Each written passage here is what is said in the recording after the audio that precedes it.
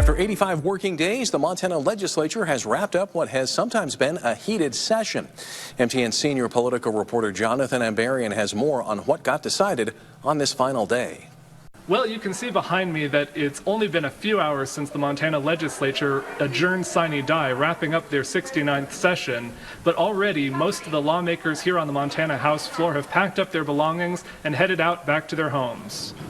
The House came in for their 85th legislative day around 9 a.m. Now, first on their agenda was the property tax bill that has been at the center of the discussions the last couple of days. House Bill 231 passed a final vote in the House on Wednesday.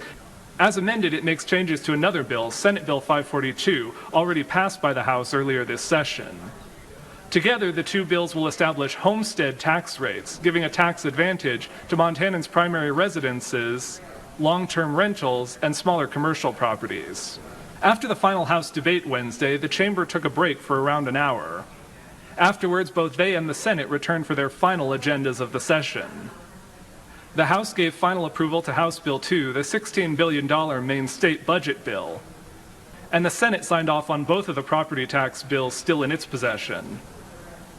Legislative leaders said during today's deliberations there was at least discussion about the possibility of one more time bringing back an attempt at introducing political party labels to judicial elections, but it ended up not being introduced.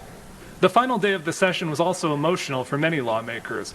More than a dozen are termed out of either the House or Senate after 4 terms. That means they won't be able to return to the chamber next session. Many of those lawmakers delivered farewell speeches to their colleagues on Wednesday afternoon. All in all, throughout the 69th session, lawmakers considered more than 1,500 pieces of legislation.